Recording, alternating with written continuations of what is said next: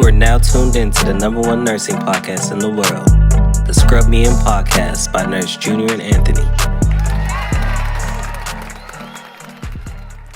You are now tuned in to the number one nursing podcast in the world, the Scrub Me In Podcast by Nurse Junior and Nurse Anthony. Yes, sir. Episode 25, if I'm not mistaken. Absolutely. If I'm wrong, Bill, you know what to do. Yeah, so we got a special guest today. Yo, let them know where they can see us, G. Come on now. You right. You can see us on TikTok, Instagram, YouTube. Make sure y'all like, subscribe, comment on YouTube. To you American watchers, though, y'all might not be able to watch us on TikTok, but you know. Nah, I think they got it back. I think Trump signed something in, yeah. If I'm not mistaken. Oh, that was quick. But yeah, we on Facebook as well too. But yeah, let's get them subscribers up. We got some big things coming in the near future, which we won't say yet, but you know it's coming. It's coming. But yeah, now we got a special guest today. Yes, sir. I'll let him introduce himself. Hey, how you doing? My name is Eric. I'm a new grad ER nurse. Happy to be here. Excited to talk to you guys. Hey, we're excited to have you, man. Yes, sir. Yes, sir. We got a brother on the line, man. Already know. On Black History Month, man. This is big, man. This is big. The only one in my ED also. Hey, this is what Martin Luther King was dreaming about this. Real talk, man.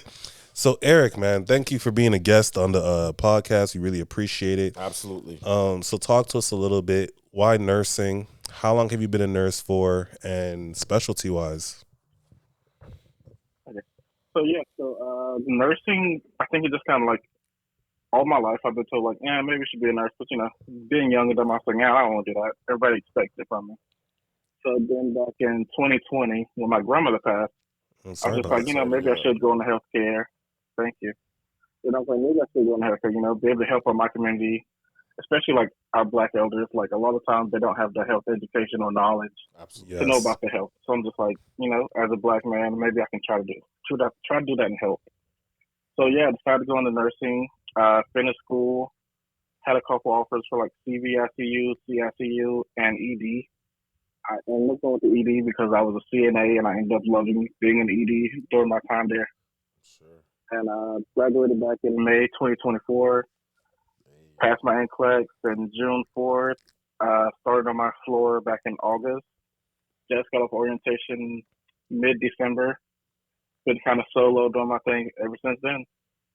Hey, that's exciting. Lovely. The facility you're at, is it like a level 1 trauma facility, or can you talk about that a little bit? Yeah, so we are a smaller rural ED. Okay. We usually have a 19-bed ED. Okay. But we are attached to a trauma facility. It's a few miles down from us, about 30 minutes away from us. Okay. Like our main hospital. I see. Where roughly is your hospital located? Eastern North Carolina. Eastern North Carolina. Okay, nice. That's south, right? That's like down south, you know? Yeah. Mm-hmm. Yeah. Lovely stuff.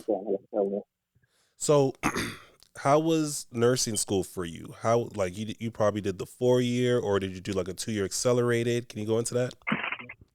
Yeah. So I did a 2-year community college program. For me, nursing school wasn't. I mean, it was definitely some hard work. 100%. I would say my hardest. Yeah. My hardest topic was OB. That was the one class that I failed and had wait and repeat. Yeah. And now being in the ED, and I'm just bro, there's so many OB patients all the time. Is there really? And us ED, there are, and us ED nurses, we don't like OB because it's just hey, that baby could pop out anytime, and we're just nah, you gotta go. Go upstairs, L&D. Get into the unit. Hurry up and get into the unit. Yeah. No, that's yeah, great. that's how we do. So yeah, nursing school overall wasn't too bad. Of course, minority, only Black male in my class for graduation. Wow. A class of 20 women, definitely only Black guy. I was got to represent for us. You already know, Definitely man. proud of you on that one. Big time.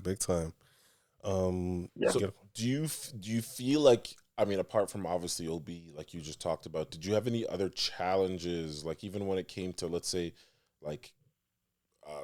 having conversations with some of the educators, or did you ever feel like your gender or your race came and played a role or you felt like there was some underlying issues there? Oh, but yeah, so definitely, like all the time, even to now. Like when I get a female patient or something, and they're just like, well, I don't really want to place my leads or anything. I'd rather have a female nurse do it. So, I mean, it kind of like puts me back because I'm just like, I have the same education. I'm here to do my job. There's nothing else to this besides my Absolutely. job, making sure you're okay. Absolutely. And then it's like, it was like I can't do my job because now I have to go like find somebody else and interrupt their time when I can just do it myself. Yeah, absolutely, man. I'm actually glad you said that because I kind of went through the same situation. I've said it on a few episodes, mainly on my labor and delivery unit. A lot of the females, and I think it was mainly more so the significant others of the female patients in labor delivery, they would refuse me as the nurse, as the student nurse to be exact. And exactly what you just said, like I have the same skill set as the girl that you want to be your student nurse. You know what I mean? Absolutely. So that is a big challenge that I think a lot of not just black men but men in general in nursing are facing. Absolutely. Definitely. Did you? Even for my OB clinicals, Mm-hmm. I'm sorry. No, go ahead. My bad. OB clinicals, like I wasn't really in like any of the deliveries. I was more like in the like special care and NICU areas where baby's already born. We don't have to really do too much for them besides just provide care for directly the baby. Damn, you had the same experience as Junior. Yeah, Yeah. right Y'all on the ain't money. seen no deliveries. And that's what that's what I was going to ask you actually. So you saw no vaginal births, no C-sections, nothing. I did see one vaginal birth, but it was just kind of like the nurse like pulling me in at the last minute. Right. Okay, shout out to that nurse that pulled you in. Seriously, Honestly, 'cause it's very important to get those experiences, man. for sure. Like, Luckily for me, I was able to see a vaginal birth and a C-section here. Well, I didn't see it in my actual rotation. The rotation after labor and delivery, the coordinator actually pulled me out of, I think it was the oncology unit, and then said, "You're gonna see a birth today," and that's kind of what happened with me. Yeah. yeah, that's cool. See, I never had an OB placement. For me, I had 2 kids. So, Yeah. So for me, I've seen it. You got a I've personal seen experience it, done there. it, you know? Yo. Oh, my God. So, in nursing school, what would you say was the most challenging thing that you, or challenging class that you faced or went through? I would definitely say like med surge for sure because it was just a completely different way of like studying For sure. from what like so many other majors in school are. Especially like nursing in general is just a completely different way of studying. Okay. Like so many other like programs, you can just like memorize this information, go take your test, you're like, oh, I remember this, blah blah blah. For nursing, it's just like, okay, I gotta remember this. We're gonna do this, this, and this. Or if this happens, then we have to do this, this, and this. Oh, we got to give this medication for this situation, this medication for this situation. It's just like so many different things that can happen, and you have to know like what to do, when to do it, and you have to know like who to report to, whether you can just do it yourself or it's in your scope, or you can delegate it. So I would definitely say med surge without a doubt. Okay. Yeah. So, do you feel like, and I mean, I know your career is just starting out here, but do you feel like already you've seen crazy things, or you have any stories that you would be willing to share without obviously breaching confidentiality, that has just taken you back? Yeah, absolutely. So within my first couple of weeks on my floor of orientation, I got labeled as a black cloud. You got So that labeled was as a fun. black cloud? I did. Like within my first couple of weeks of orientation. Don't be offended by So that. Everybody gets labeled as a black cloud in some situations at some point in their career. Well, it just kept coming. So I had a patient who was a stroke patient. So like we didn't really know the patient. We just knew like one of the people who came in with her worked at our hospital as well. So that was one of her kids. And so like her other kid came in. They're just like pacing around, going back and forth, looking over our shoulders, seeing what we're doing. And we're just like, oh, okay, whatever. So we asked them like, hey, what do you do? The kid says, oh, I'm a nurse as well. I'm a stroke coordinator at your sister hospital. oh my Lord. And 2 weeks off, 2 weeks on the floor, new grad me. I'm just like, oh, this man is going to find out I'm an idiot. I know nothing. But like, no, it was real chill actually because like I ended up learning so much. And like he kind of, not gonna say he took over the care, but he definitely taught me a lot about stroke coordination. Oh, for sure. That was a wild scenario because like having this patient whose kid knows so much more about what she's going through than I do, and I'm just in the room just like, let's figure it out. Yeah, with strokes, man, it's not a joke having a stroke. I used to work on I started as a neuro ICU nurse actually when I became a nurse. So we would get those almost every single day. Sure. And like, especially when you work nights on neuro ICU, they specifically at the level 1 trauma that I worked at, they would want you to get a CT scan more so in the nighttime as opposed to the daytime, just because there's less traffic. Okay. So we would like, man, I remember the most CT scans I had in one shift was like 6. Yeah. Insanity, right? Rah. That averages 1 every 2 hours on a job. Damn near. And I know someone that had more than me at one point. I think maybe like 10. Yeah, there's a record. I don't know what it is now, but I'm sure it went up. Oh my Lord. Like just dealing with like that care and that transport alone, it's like that's a job alone. Yeah. Oh, for sure. Big time. So for you guys being in the ICUs and the emergency rooms, when you have a patient going to imaging, do you guys have to go with that patient to their images because they're considered high risk? 100%. Yes, we do. Yo. Yeah. They want to hear just in case anything does go wrong. And sometimes, we still know more about the patient than imaging does because, they're told, hey, this patient's coming to see you right now for this situation. But they don't really have too much of the background of like the last known well times or any meds or anything that they may be on that may affect them. But yeah, so we always have to go. Kind of delays the care for other patients, but usually if we have a great team, they'll take over for you. Yeah, right. Make sure those other patients are getting in and out, especially in the ED. That's our main goal. Treat people, not to delay care, especially because you never know who's going to be critical. Absolutely. People like deteriorate in a blink of an eye. Yeah, because in the ICU, like let's say it was a CAT scan, MRI, it was a team effort. It was a collaborative effort where the nurse goes obviously with the patient. Right. Then you got your 2 transporters. If they're on a vent, you got to get the portable vent. Get RT has to go with you. Like Absolutely. it's a heavy task. Mm-hmm. The next question I wanted to ask you actually was it's slipping my mind now. Well, I was going to ask. Yeah, go ahead. Again, I know things are still starting out for you, and I'm sure even to this point you've had stressful days. Early in your career, how do you feel like you deal with the stress of being in the ED? Because I'm sure you get some wild cases every day. So how do you deal with that stress? Oh, yeah.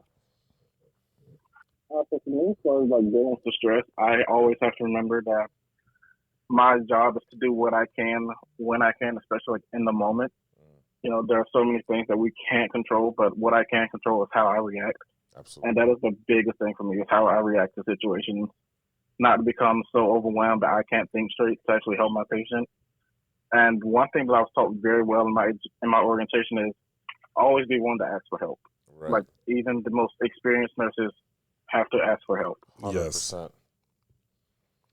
Yeah, that's a good lesson. Yeah, good man, lesson that's to learn. something I feel like I always talk to with younger nurses. I'm still considered a young nurse as well, but I find a lot of younger nurses, and maybe even I felt this way, but have a chip on their shoulder. Like you always feel like you don't want to look like that dumb nurse, or you don't want to ask a stupid question, or you just don't want to look a certain way. And to me, I get worried when I see young nurses, especially not asking any questions, because I'm just like, yo, I know you don't know. You don't know. Yeah. I've been there, nigga. Yeah. You don't know. All right. That was definitely me for like the first month or so. Oh, for sure. Month or so, I'm just like, man, if I ask this question, they're gonna be like, wow, this guy really graduated nursing school.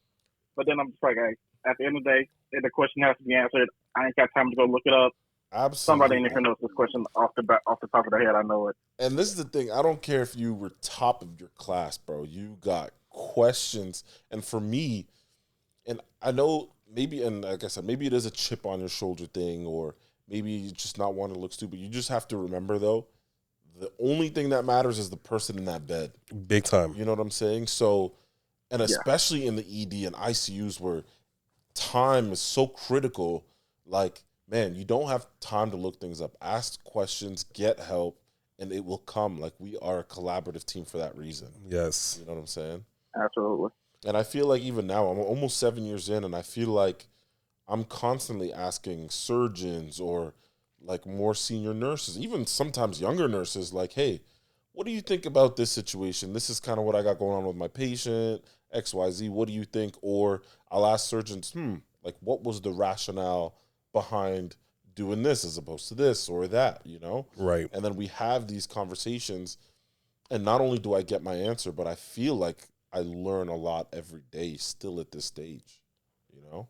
So it's cool. Absolutely. Like we have a lot of medics, so like whenever there's like a cardiac patient, I'm definitely like first in line to go to them. I'm just like, hey, this is an EKG. Like, what are you seeing? Yeah, What should I be looking for? Because like they have so much experience with that cardiac patient. absolutely. Like med school teaches them like every rhythm, every regularity that you could think of, and they're just like on it every single time. So I love learning from them as well. Yeah, man. Yeah.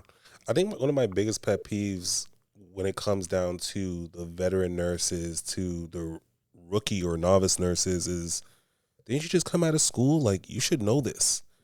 Well, true, but at the same time, every facility is different. Absolutely. The policies can change, you know what I mean? Absolutely. So you gotta really ask those questions just to make sure. You know Absolutely. what I mean? But also, just even in any job that you're in, man, school can only teach you so much. Being in the Right. classroom can only teach you so much.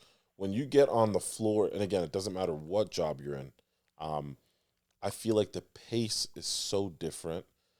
The variety of things happening are so different than you're used to. Game speed. It's, you know, it ain't It's no game joke, you know what I'm speed. saying? Yeah. So it's like everything is just coming at you so different. So sometimes it doesn't matter how knowledgeable you are, it can be overwhelming. Right. You know what I'm saying? So yeah, that's my pet peeve with a lot of like senior nurses that may make other nurses feel a certain way. I'm just like, yo, you were us at one point. Mhm. Like, yes, you're 30 years in, you may know the ins and outs, but I'm a month, 2 months, 2 years in. Yeah, I just got I'm- subbed in the you game. know what Like, I'm come saying? on. I was just a sixth man. Yeah. I'm on the starting lineup now. Nigga, help me out. Yeah. You know? Real talk. Like, so yeah, man, that's one. And these are conversations I've had too. Like, I have no shame having these conversations with senior nurses where I'm like, yo, like how soon you forget where you were 30 years ago. Like, Exactly. you know what I'm saying? Yeah, yeah.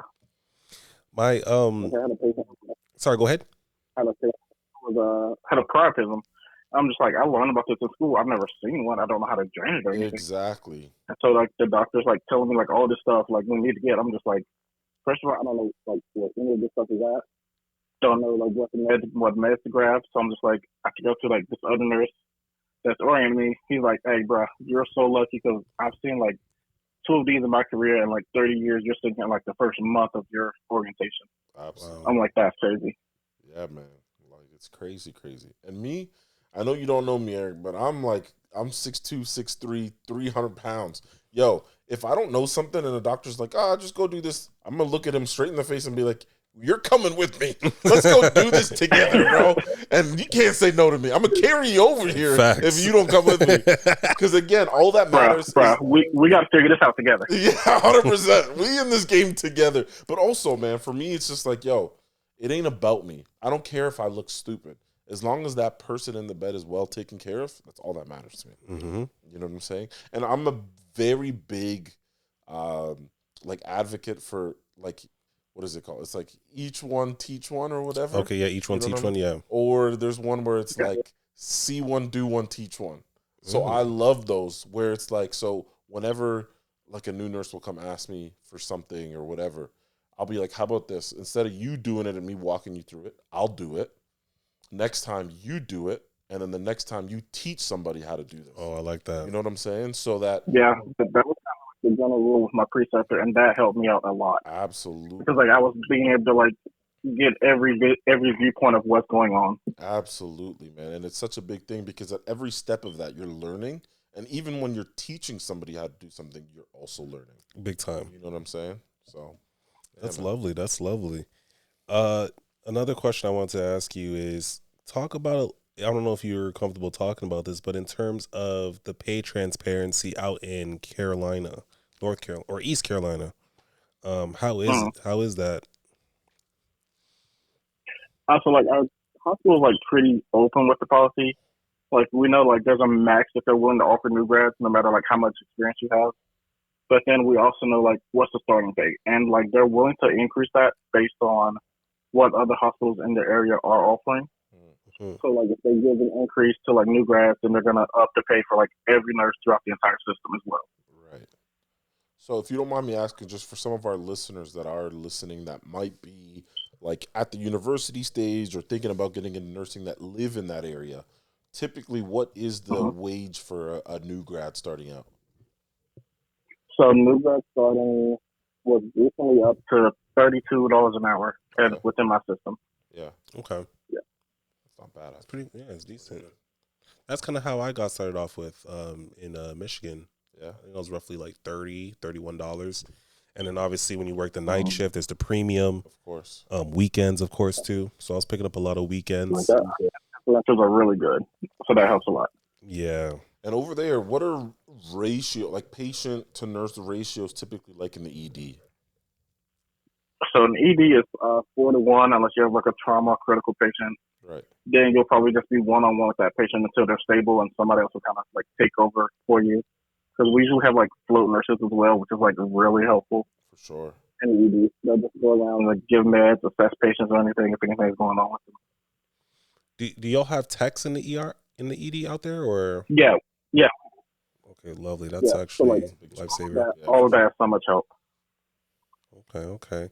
Now, from graduating, right, to transitioning to becoming an actual RN working individually, between that process, tell me how much money was spent from paying for the NCLEX and renewing, like, applying for your license and all these nitty gritty things that nurses have to pay for in order to actually start working on the unit. Yeah.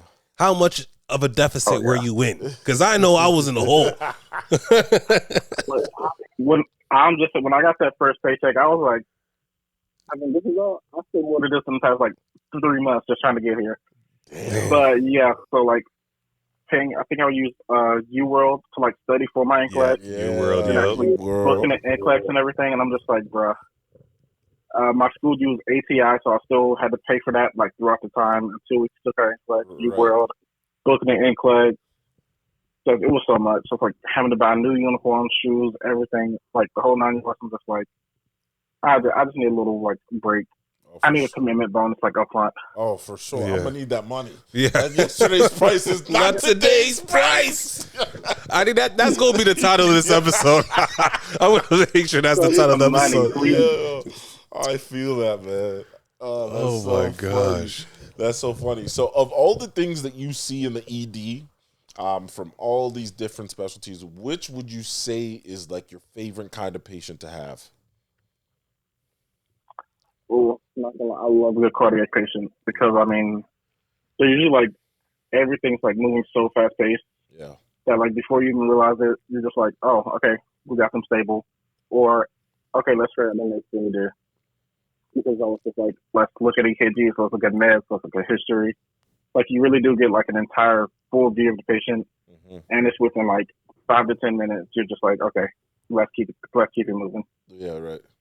Yeah, man, I agree. I love cardiac, man. Yeah. I love it. Actually, it's one of my least. I like respiratory patients more so, just because I have like a history of asthma. Yeah. So I do like dealing with respiratory patients a lot more than cardiac, but yeah, it's up there. You know what We see a lot of patients. Yeah, man. And you know what? For me, I think you know why I love cardiac so much? When I came back to Canada, I started off on a telemetry unit. And I had never done tele. I never thought I would want to do tele, nothing. But we had such a good staff that I started off with when I moved back that I was like, man, not only was it a great team environment, it was a great learning environment. We had a lot of senior staff that were willing to help anyone and everybody.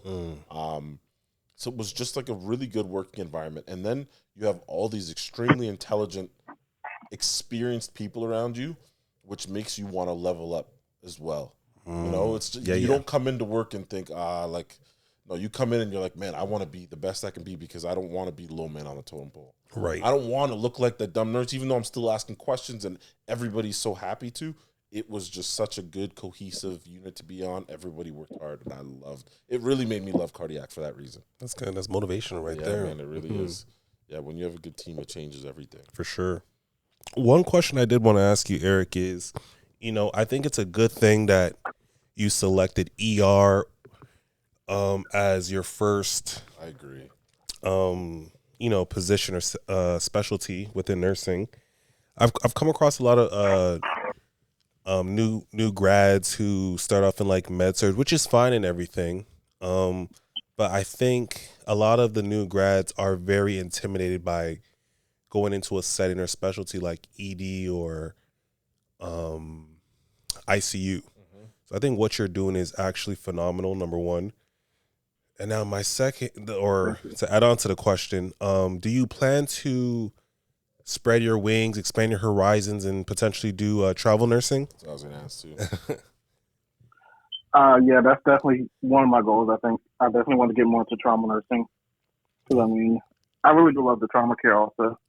But for my facility, we don't really see too many trauma cases because we are smaller. Yeah, but right. yeah, I think that would be something to look forward to in the future. Do you think you would ever transition to that level 1 trauma hospital that's about 30 minutes from you guys?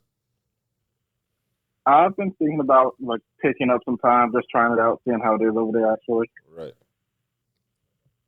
Have you ever heard like anything, like is it a good working environment or do you think it's just hella stressful? I've heard for the most part that at that facility it's more like it's very cliquish. Yeah. So it's like you got to like prove yourself to really get in. Right. And I was just like, that's no problem with me. I'm willing to work and prove myself. But I'm just not going to deal with any BS. I was trying to prove myself. Like, I'm a hard worker. And that's enough proof for me that you're willing to be here. Yeah, it's good. So in the near future, if you do plan to do travel nursing, is there a specific state that you would want to go out to and experience nursing? I'll repeat that. I'm sorry. When it comes down to travel nursing in the future, is there a specific state that you may see yourself going to do travel nursing? I think I'm really like interested in maybe like a Georgia or California because I know that as far as like trauma cases, they can see like a lot of them, especially like facilities. That's because of the population areas and stuff. Definitely in Georgia. Those YNs in Georgia, man. Yeah. If you don't know what a YN is, go on Urban Dictionary and search up YN. I ain't trying to get banned on YouTube by saying it, but those YNs are different. YNs are job security for nurses. Oh, that's funny as hell. Oh, that's hilarious. Yeah, man. Yeah, because I think Georgia's an open carry, right? Or I think so. Yeah, I think they are. Yeah. So is Carolina, right? Yeah. North Carolina. I'm just like, bruh, everywhere you turn, I'm just like, hey, man, y'all better know how to act around here. For real, man, for real. But yeah, I think California would be a good place for you to go to. Honestly, the opportunity is so grand there. The pay is amazing. The weather. So there's a lot out there for sure. Experience wise for you there. And like I even work with a few travel nurses, and they're always just like, get your experience in, hit the road, travel, you'll learn so much more, you'll see so much more. And I'm just like, I really like that's the goal. Always be learning, always be experiencing something new. Like this degree can open so many doors, and I just want to see what it does. Yeah. So you tapped into it a little bit before we started this interview, or maybe it was in the beginning of the interview, with African Americans and just education, whether it be like primary prevention, just teaching them and educating them about, whether it's getting checked up, hypertension, diabetes, those things. Why do you feel as if that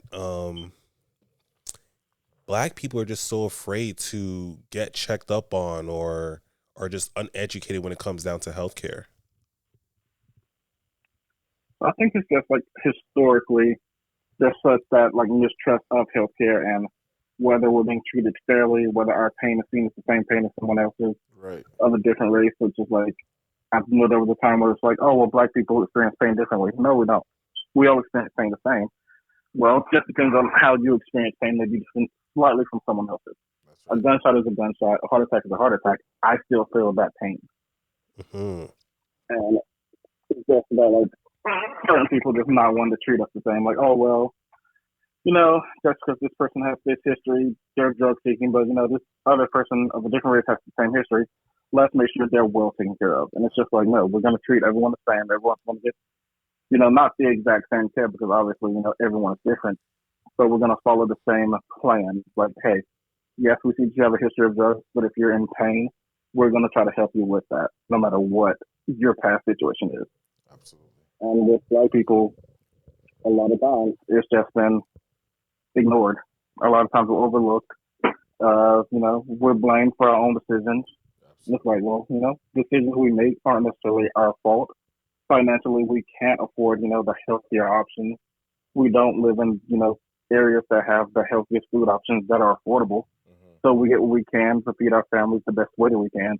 And sometimes that's going to be like canned foods that are high in like sodium. So, it's going to lead to hypertension, unhealthy fried foods because I know back in times, black people would actually be given older foods, so they would actually cook them longer to try to kill any bacteria that was in them That's right. to make them healthier.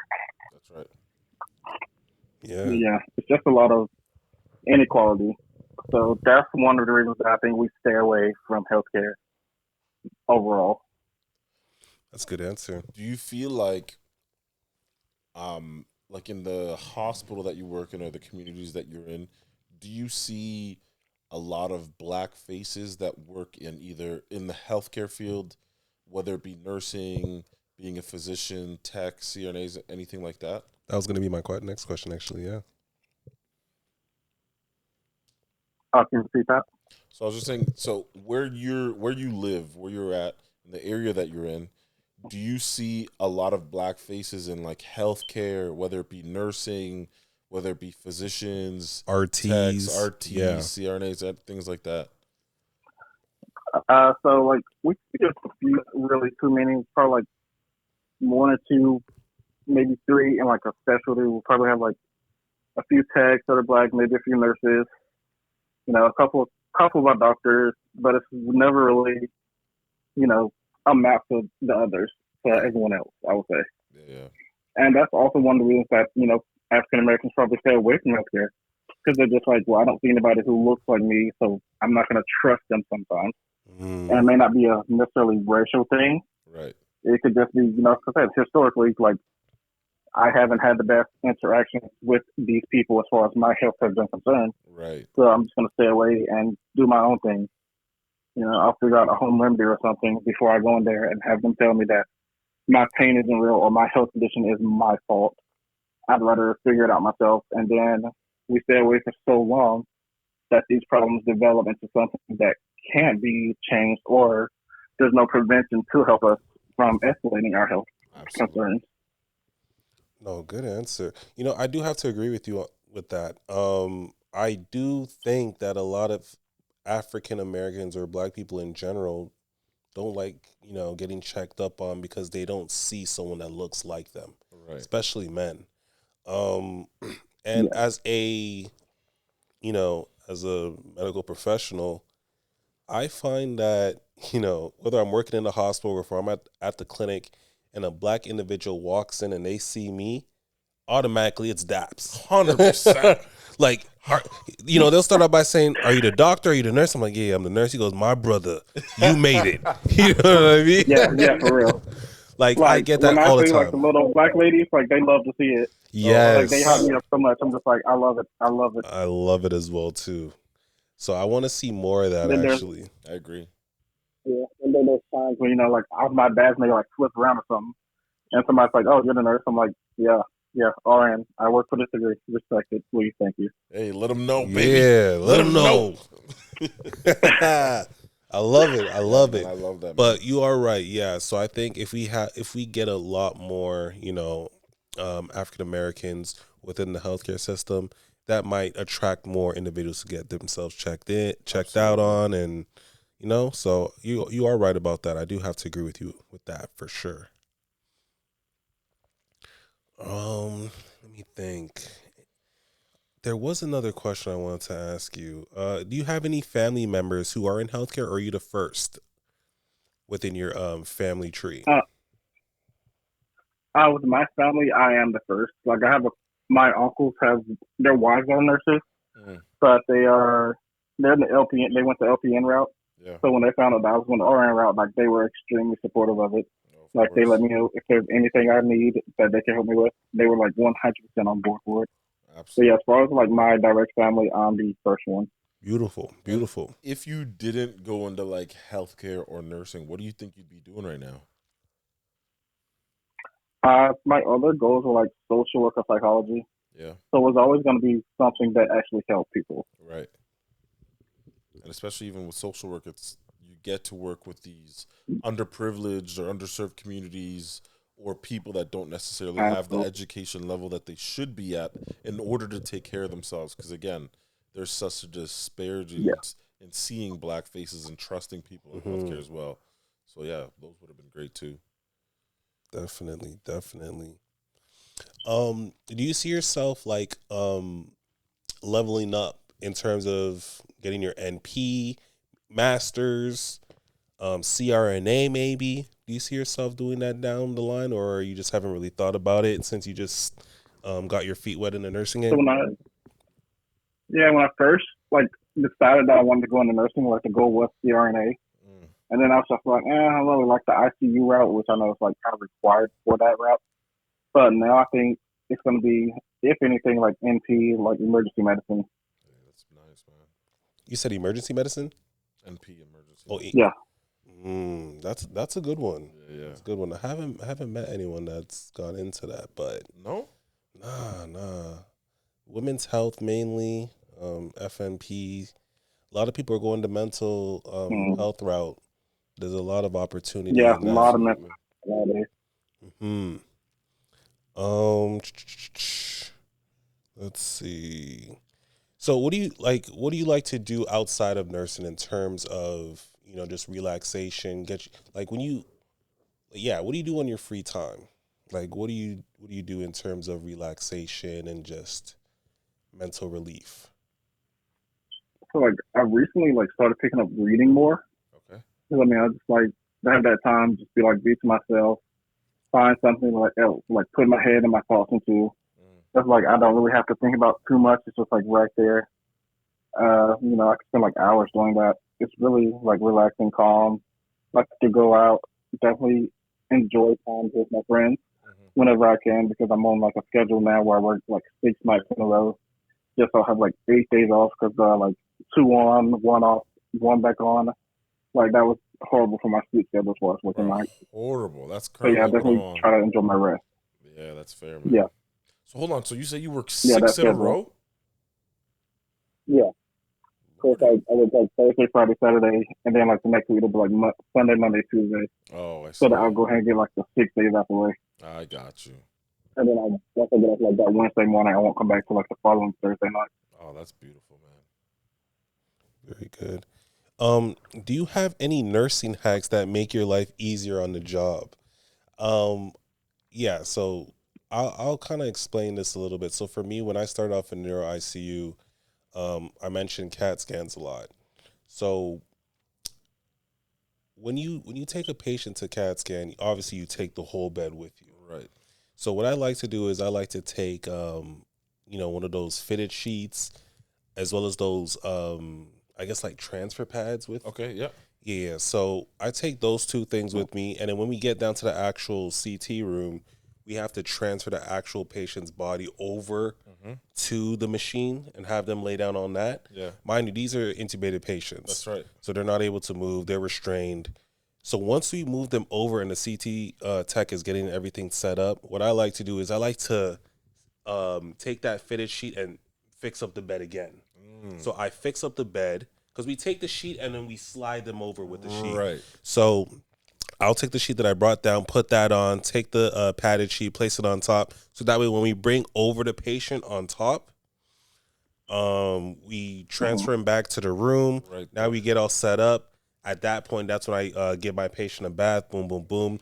The dirty sheet's already under. Yeah. Flip them, take out the sheet, toss it, and they're already laying on the. Yeah, You're smart. You're smart. But it wasn't me. The game was passed on. That's free game to anyone out there. But that free game was given to me by a veteran nurse, and yeah, man, it saved me so much time, honestly speaking. So that's pretty much the question I'm asking you. Any hacks that you've come across, whether it be in nursing school that you learned or in real time in the ED?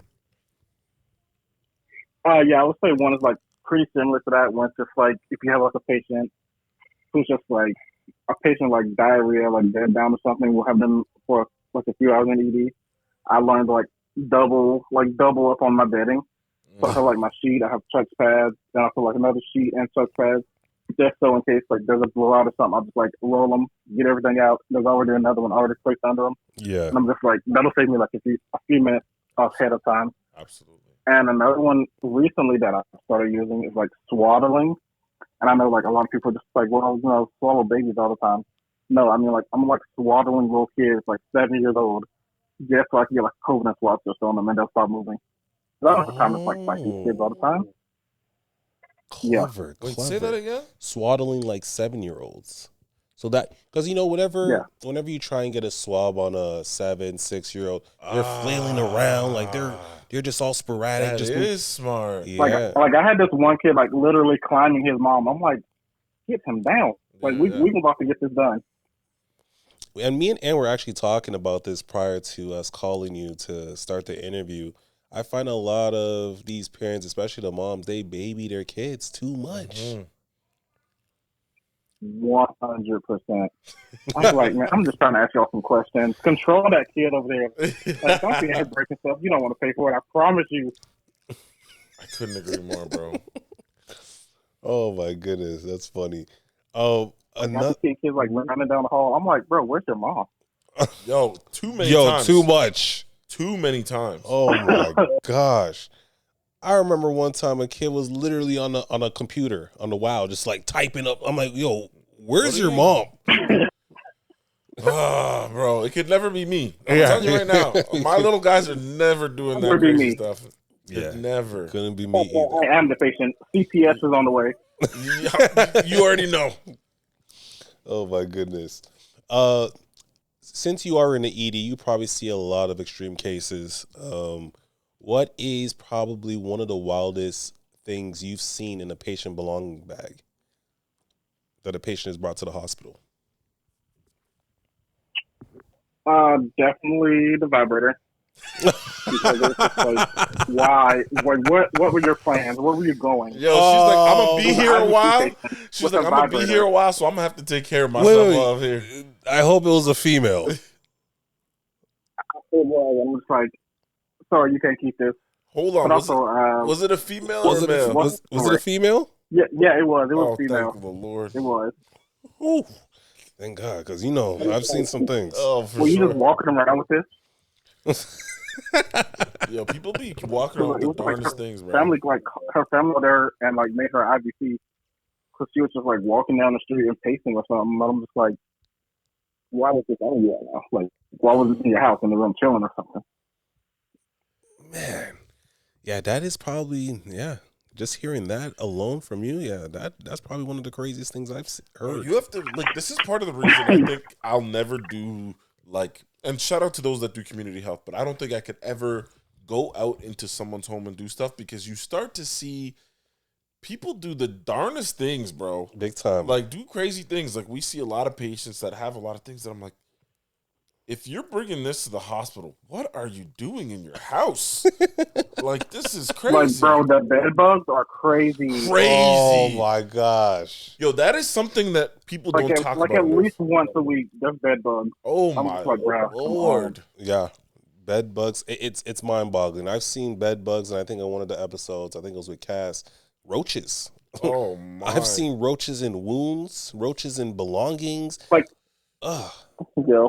And I'm like, bro, I'm like in my 30s. I'm like, I've never seen bed bugs until I started working in the hospital. Bro, never even like it wasn't something I was even afraid of until you start working in a hospital and you're like, this is how some people live. Yeah.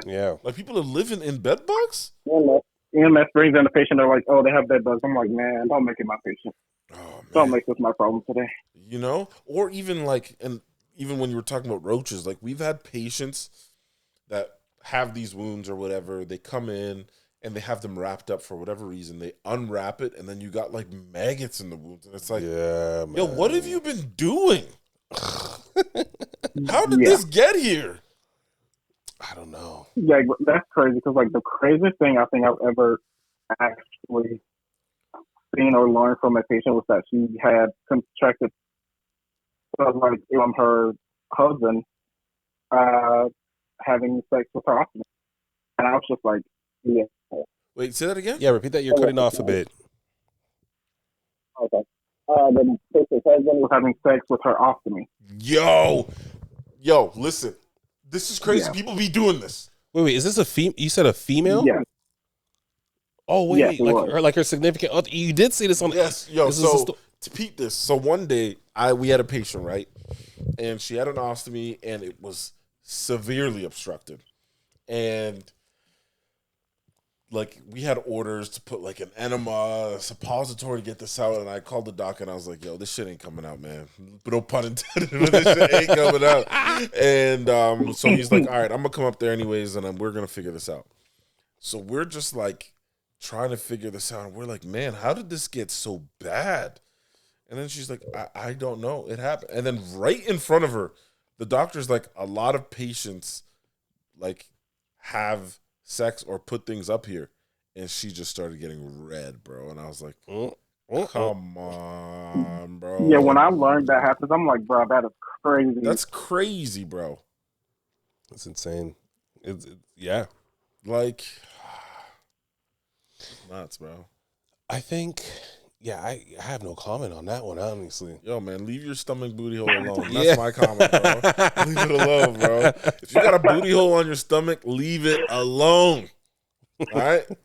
Like, oh, man. So, Eric, two more questions. So, this one question I'm about to ask you, once again, you're in the emergency room, ED. A lot of physicality. I think you got to be not just a mentally strong nurse, you got to be physically strong. Absolutely. Your reflexes got to be on point. So have you ever come across a patient that has tried to swing on you or tried to spit on you or whatever, like tried to get physical with you, essentially? Yeah. Man. Yeah. Think about those things. It's usually the extremely like elderly, like 80-year-old grandma with like Alzheimer's or a teenager. There's like never like anybody in between that group. Yeah. It's always like one of those two, and you're just like, bro, please don't, because I could really hurt you. Like even with proper training, you're so small, I could literally hurt you. But like in their head, they're just like the toughest person in the world. I will say though, the 80-year-olds, 70-year-olds that have like dementia, they some strong individuals, man. They are strong. Especially like, the women. Like 3-4 of us to just like try to get them down. Yeah, grandma got hands. Yo, grandma got motherfucking hands. And yo, the strongest patient I've ever had was like this 90-year-old woman. We were trying to restrain her, and I'm like they're restraining her other arm, so I'm just holding her arm down while they're working on the other arm, and then we're gonna work on this arm. And then as I'm holding it down, she's kind of like moving me, and I'm like, "Grandma, what are you doing? How are you accomplishing this right now?" Man, like, she drinking some milk, man. Drank a lot of milk back in her day. Them Wheaties, bro. Yeah, I'm telling you, she was strong. Like, if I just had that strength right now, I'd be unstoppable. Oh my Lord, I'm telling you, man, it's crazy. I've seen a lot of, and I don't know if it's just ER nurses or just nurses in general, like females. They feel as if they can't get touched. And I hate to say that, but I see a lot of them, and they'll get up in the patient's face, and I'll be like, listen, you might want to step back because this patient seems a little bit hostile. Mm-hmm. And then boom, right in the face, you're on the ground, and you're crying to HR.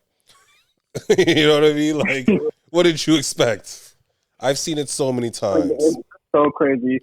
Like, I've definitely been told stories about, like, just, like, one female doctor that we have who was just like, bro, they were like, she had so much anger, like she had to go to anger management to keep her job. Oh my because Lord. like she would like get into it with patients, and like patient would try to leave. She would like follow them out to the parking lot trying to fight. I'm like, this is the doctor, y'all. What? That's crazy. My God. Nah, nigga. Ain't nobody fighting me. I'm telling you right now. I'm telling you. Ain't nobody fighting me. When it comes to me being like a hostile patient, they try swinging. I'm Floyd Money Mayweather in this bit. Like 50 and 0. 50 Bro, and I'm 0. telling you. You cannot touch me. Like, we gonna get it on here. We don't need security. I got this one. Yeah, real talk. Yeah. And this is why we need more males in ER, honestly speaking. Just for that the intimidation factor. Just you can hold your own. Like you Yeah. never know what's happening. You know what I'm saying? But for the female nurses, they need more males in the ER just for that intimidation factor. I think. 100%, man.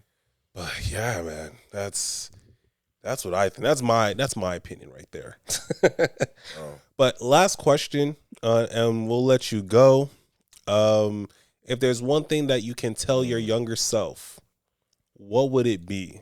Whether it be about life or just the profession of nursing. And yeah, let us know. Oh, for me, I would just like get into nursing sooner. Like it's actually as much, as we talk about the craziness and like the schedules and the patients, it is a truly rewarding career. Like you have to work hard to get here, but it's definitely worth it. Sometimes, the pay may not be worth it, but especially like as far as me being an ED, I can definitely see a patient go from like what's possibly one of their worst situations to, walking out being discharged and they're just feeling so much better. Absolutely. So that's a really like great part about the ED for me. Absolutely. Especially like those patients who come in as critical and are able to just walk out with their families. It's a really good feeling. I couldn't agree more, man. Definitely. Eric, man, thank you so much. Thank you so much for hopping. It's been a long time coming. I know we were supposed to get you on this podcast maybe like last year, but life gets busy. Yeah, man. So thank you for setting the time today man, we appreciate you, man. Yeah. Oh, thanks for having me. Absolutely. And we'll definitely keep in touch with you and see how you are with your journey and just life in general as well. Absolutely, too. man. So I'm excited to hear about it. Keep in touch. Yes, sir, we will. So we'll wrap it up. Make sure y'all like, subscribe, comment on YouTube. Follow us on Instagram, TikTok. We on Facebook too. Spotify, Apple Podcasts. We're on all of that. Yes, tell a friend, tell another friend. To tell another friend. Yes. We'll be back. Peace.